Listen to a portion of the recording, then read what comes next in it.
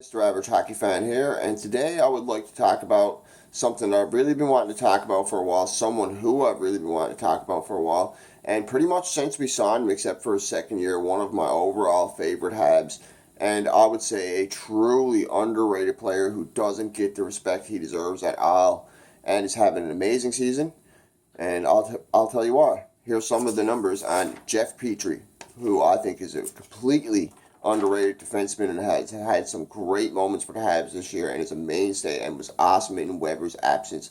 Was our go-to number one D-man in Weber's absence. And look at the record we had. Look how good we were doing. And look at some of the highlights he had, including a beautiful stretch pass. Jeff Petry's played 48 games this year. He has 10 goals, 23 assists for 33 points. He's 9 points off his overall career high. Amazing. 9 points, and he still has he's 48 games. He still has 34 games left to play, and all he has to do is get 9 points in those 34 games. He's averaging 0.69 points per game. He's -8, but Petry's always seemed to be a minus player his whole career. Overall, he's like a minus 112 or something like that. He's in the hundreds for sure in the minuses. But it's not so much that he's a bad player, he makes mistakes. It's because he's on the ice a lot. He's a go-to guy, and he's going to be on the ice a lot for goals because he's out there for almost half the game every game. It just happens, and he seems to have a lot of bad luck. He had a few bad turnovers this year. He gave away a really bad goal in I think it was Dallas there a little while ago where he just passed the puck to the guy. So he has had his downs. He doesn't have them like he used to. He was way more of a minus in Edmonton in his younger years, but lately he's turned around a lot there. But just because he's a -8, that doesn't speak anything to what this guy does. This guy does everything. He has, and I'll state why he does everything. He has 2 overtime winners already this year. The NHL record for overtime winners by defensemen in a year is 4. So he's only 2 off the NHL record. He has 3 game-winning goals in total, including one the other night against Boston in overtime. Absolutely beautiful baseball bat style play. And anybody who knows anything about Jeff Petry, his dad played for the Detroit Tigers. I'm pretty sure I know he played in the MLB, so he definitely got that baseball in him.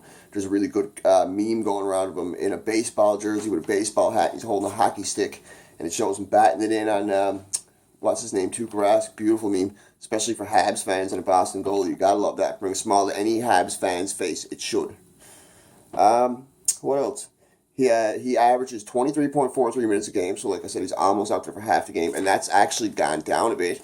In Weber's absence, he was averaging roughly 26 minutes a game, 25 minutes a game easy, and he took them well. He did really good. It's why his numbers were so high last year. On a team that absolutely struggled last year and was terrible, he was a mainstay, go-to guy who had some great moments, and some of our wins that we did get were definitely due to Jeff Petry and his play. He has over 100 hits, so he's one of the defensemen in the league that already has over 30 points and 100 hits. I can't name it. I think there's only 5 or 6 that has over 30 points and 100 hits already. That's great. He has well over 100 hits now. I'd say he's probably up around 120 by now. He has to be because he had over 100 hits almost 2 weeks ago, last time I checked, so I know that for a fact. And he averages 27 shifts a game. So 27 shifts a game for a guy that's pretty much a number 2 defenseman now. And he's had some really good chemistry with Mike Riley. Mike Riley's been in and out of lineups because of some of his mistakes. But Petry and Riley are a pretty good combo. I like how they complement each other. How Petry can be the shutdown D-man, while Riley's the creative D-man who's really fast. It's really good. I really like what Petry's brought to the team this year, and overall what he's brought to the team. We basically got Jeff Petry for nothing. I think we only traded a second-round pick for him, if I'm not mistaken. And ever since he's come to Montreal, his first few games, he made an impact right away by scoring a big blue line goal. And I was like, who's this guy? He had a lot of potential coming into the league. Some people say he hasn't lived up to the potential, maybe in his younger years and in Edmonton, but in Montreal the past 2 years, he's definitely lived up to the potential.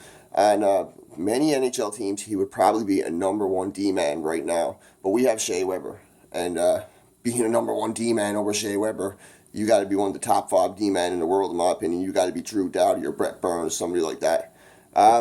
I don't think he's going to win the Norris this year, but not because he can't win the Norris, because so many defensemen are playing so great. Like, Morgan Riley's having a career year. He's absolutely up there. He's number 2 overall. Brett Burns is number 1 overall in points and hits and everything. Brett Burns is having the best career of his life. Earl Carlson was struggling at first. He's coming on really strong. There's Mark Giordano in Calgary. Sorry, I always get that name wrong.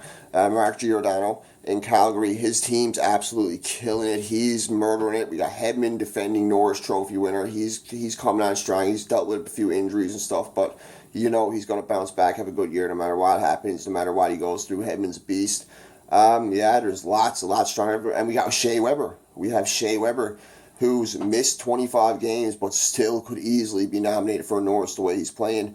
I think he has 13 points or 14 points, 7 goals for sure since he's returned, 2 power play goals. Big power play goal the other night has helped the really bad slumping power play, even though the team hasn't been able to help him much on the power play. To haven't been able to get the puck over to him, whatever it is. He seems like he's open to me, but they can't seem to get it in and get the puck to him, and it fucking drives me crazy.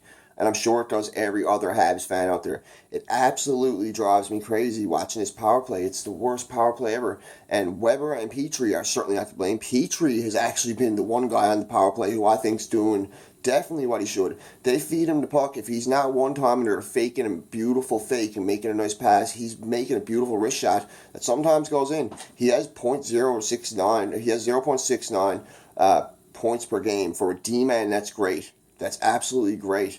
And his shooting percentage is almost 10%. He almost scores 9% of the time he shoots.